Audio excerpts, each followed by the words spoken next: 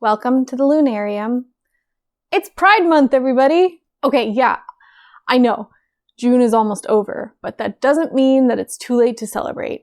We didn't really get to celebrate Pride last year, and I didn't really get to celebrate it this year, so I definitely wanted to make a video honoring the month. My identity, my sexuality, my relationships affect my mental health, so forgive me while I detour just a little bit from this channel's main focus. In case you couldn't tell, I'm queer.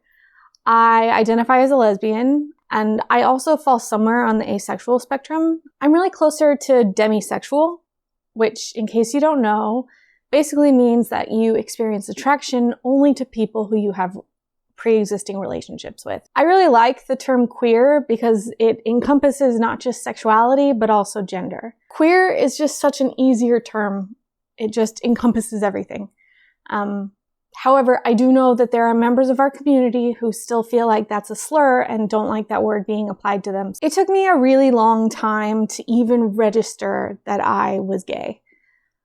Although it's really funny to me looking back because there were all of these hints. Like when I was a kid and we'd do sleepovers, I always wanted us to play truth or dare and dare all the girls to kiss me. When I was like, I don't know, 12, my older sibling came out as bisexual. I went to my older sibling and I told them that I have wondered what it was like to be with a woman.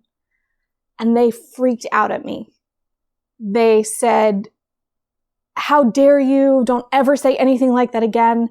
It's people like you who make lesbians not want to date bisexuals like me because they think that we're just experimenting." Hello, Tonks. Yes, I know. It was a ridiculous reaction, huh? Meow. Yeah? Oh.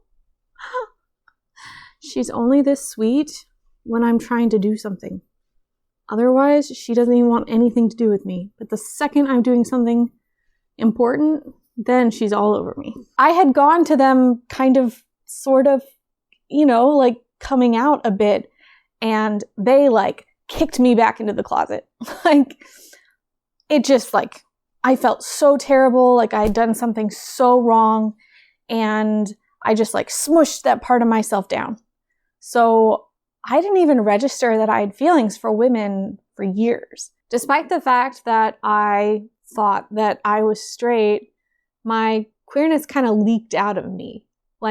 I had a bunch of school projects where I made them about lesbians, like a book report or a photography assignment, or there was this one time my best friend and I were supposed to write and perform a scene for drama class.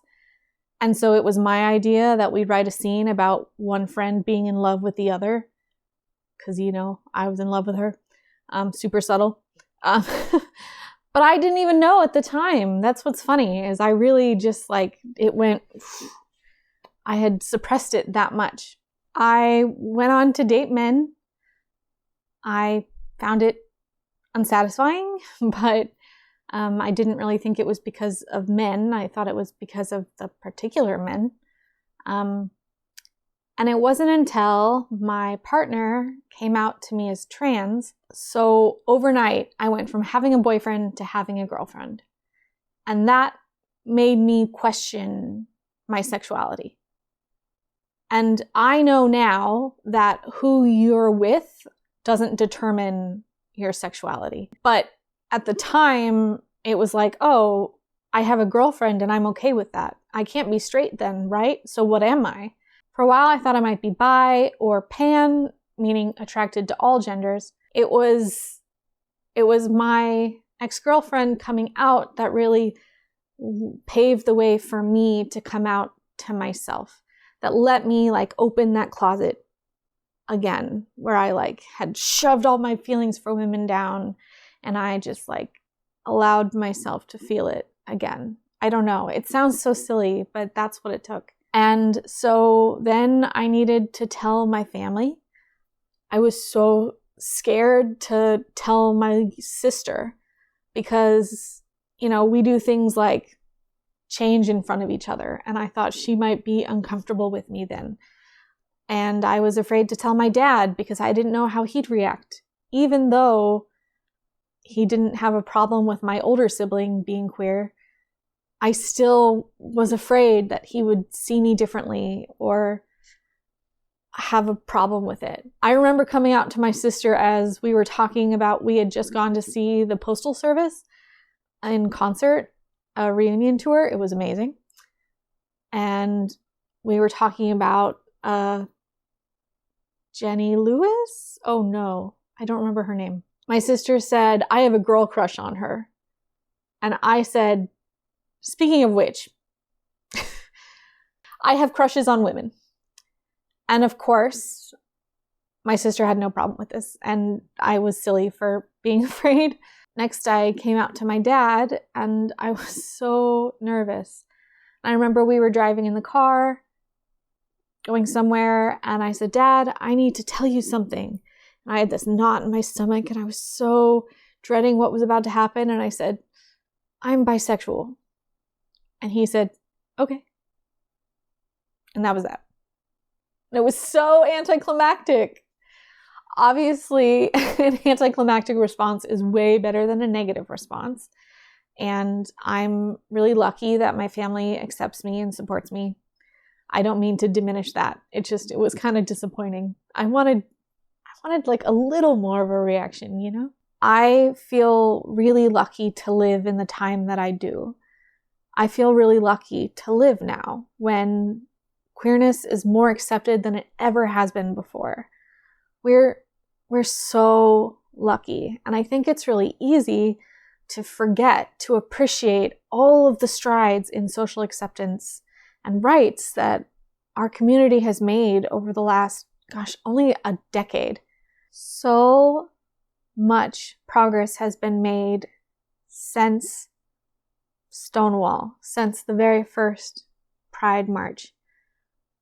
It's really pretty incredible. Obviously, things aren't perfect. We still have a ways to go to reach true equality. One of our biggest areas of concern right now is, of course, anti-trans legislation. Watch my video above to learn more about that. But really, we're so lucky. And we are only at this place because of all of the hard work of our queer foreparents? I don't know if that's what I would say. I can't think of a better term. Because of all of the people who rallied and went to marches and riots and all of the people who went to Pride events and the people who lived their authentic selves even when doing so was unsafe or meant that they would face social repercussions. I'm so grateful to every single queer person who came before me. And I hope that if you are also a member of the LGBTQ plus community, that you'll take a second to really appreciate just how far we've come and to honor those who came before us. And for my audience who aren't a part of the LGBTQ plus community, I would really love it if you would just take a moment and think about a way that you can show a queer person in your life that you support them. If it's just reaching out to them or buying them a cup of coffee or asking how you can better support them, particularly if they're trans, that could go a long way for helping the queer community. Okay, that's all I had today. I wanted to share my coming out story because I think that can be really valuable for anyone who's in the closet, and also that visibility is incredibly important.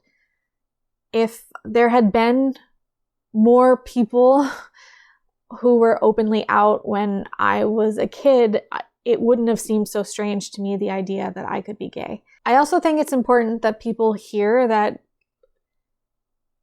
no matter when you come out, you're valid. If you don't come out, you're valid. Coming out is up to you. And if you identify as a member of the LGBTQ plus community, no one can take that away from you. And it's okay if it takes you a while to figure it out. It's okay if it takes you a while to come out. It's okay if you never come out. as long as you are doing what you think is right for you. If you liked this video, please like and subscribe. Pretty please. And also, leave a comment letting me know what you thought, or share your own coming out story. Again, happy Pride Month. Until next time, bye.